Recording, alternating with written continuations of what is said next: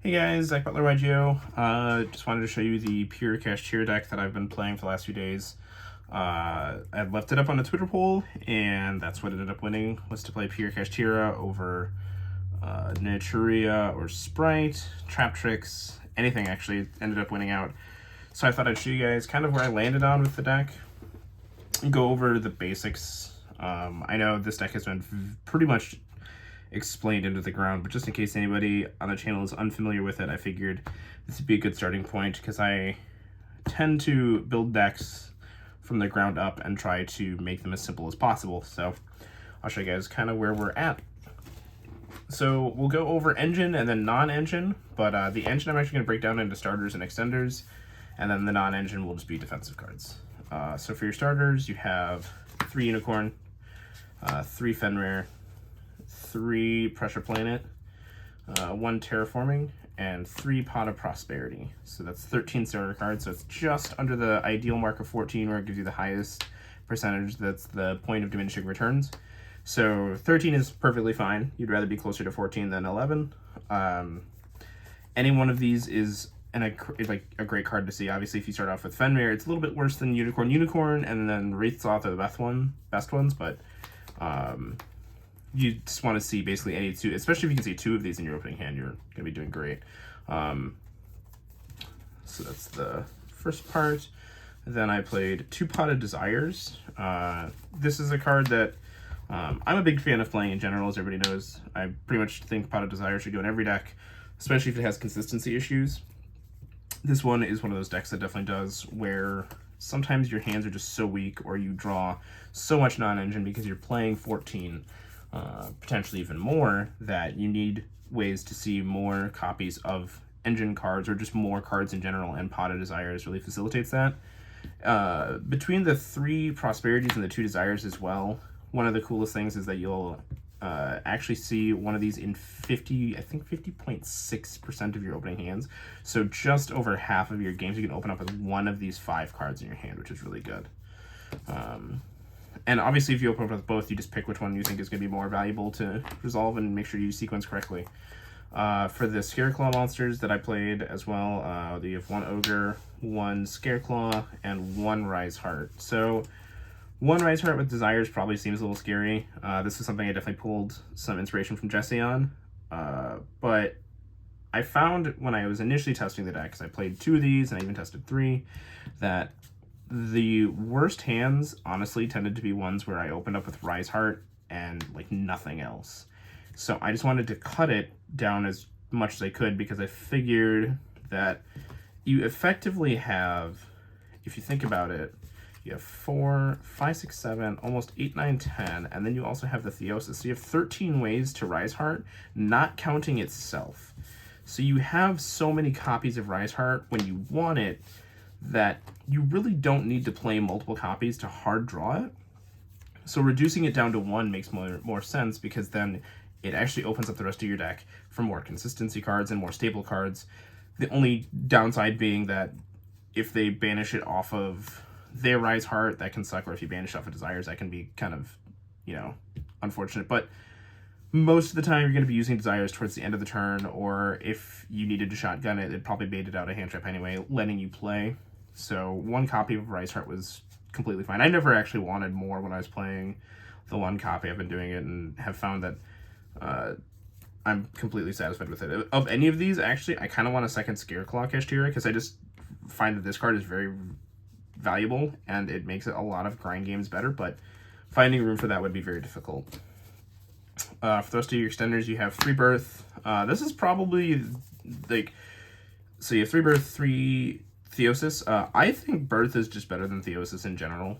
Theosis is definitely more powerful because it summons from decks, so it gets you more resources. So you're not already having to be playing as deep, but Birth just gets so much value and so much ramping value. I compare this to Salamangreat, or Will of the Salamangreat, where each turn that this is on the field, it is requiring an answer from your opponent, and if they don't have that answer, then this card just gains more value.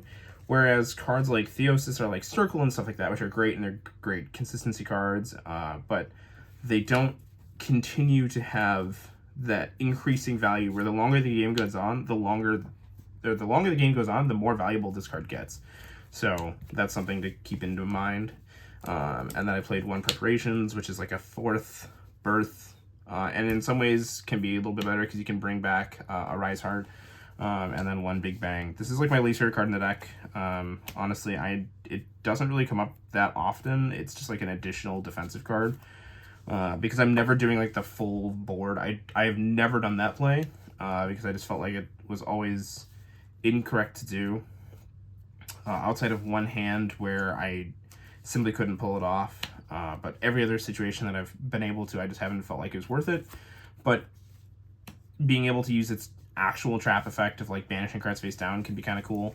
So it's in there just in case the play comes up. Like I know that they're not playing Nibiru and I open up the stones, but overall it's probably like the most cuttable of those cards. I could see myself definitely not playing it. So that was the starters, all the way through the Prosperity, and then the extenders, and then you have your engine defense in Big Bang. So you have 1 searchable defense card, which is pretty cool. For the non-engine, there's 3 Ash Blossom. Just makes branded decks kind of fold. It's good against the mirror match. Initially, I was thinking that you would want to Ash like the Unicorn to make sure they couldn't even get to Theosis, but I found that just waiting for the Theosis was better. That's probably just me being foolish and not necessarily understanding the value of that card. And then 3 Lance, and then 3 Book of Moon and 3 Book of Eclipse. This was something I was kind of on the fence about. Book of Eclipse is not a card I'm a big fan of in general. I actually kind of wanted to try Econ over this, which is in the side deck, but this ended up being pretty good. It again can help bait out Ash, which is always good. And if this doesn't get answered, then it really lets you push forward. And then the last 2 non-engine slots I played were 2 Cosmic Cyclones.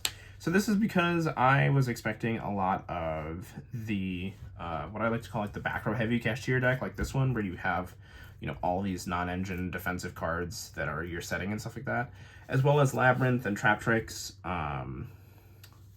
So I figured Cosmic Cyclone would get some value there. It's also good just as like a going first, even setting this can be fine, because if you know you're playing against a mirror match and you hit the Wraithsoth, that's really powerful, or you hit the Birth, that's really powerful. The reason for 2 Cosmic Cyclones is because you'll notice that there are 14 non-engine cards. 14 is kind of like the magic number to see to see any 2 of these together in 5 cards. So you had to pick which one of these is the weakest and cut it to 2. It's not anything other than just basic math, which I'm happy to go over with in a future video, actually, if people would like. I've gone over it in articles in the past explaining kind of the math behind deck building and things like that. So that's why there's 2 Cosmic Cyclones, is just because it is the worst non-engine card of the best ones that I found that I was playing. These could have been Evenlies, these could have been Lightning Storms. I just felt like the utility of Cosmic Cyclone was higher than all those other cards that were better going second, but worst going first. So then the extra deck, you've got 3 copies of Arise Hearts. This is like the most important card. 2 copies of Shangri Era. This card, I didn't really make that much, but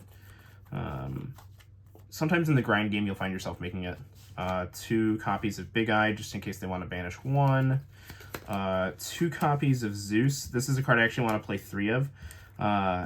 I was discussing with a couple of friends that I want to play like 3 Arise Heart, 3 Big Eye, 3 Zeus, and really just turn this into like just kind of like almost like a Zodiac deck, where like you have your main cards and like that's all you're doing, and you're just playing like that deck again. So you have like your Trident, and then you have your Monster Theft, and you've got your Board Wipe, you've got your Broad Bull sort of.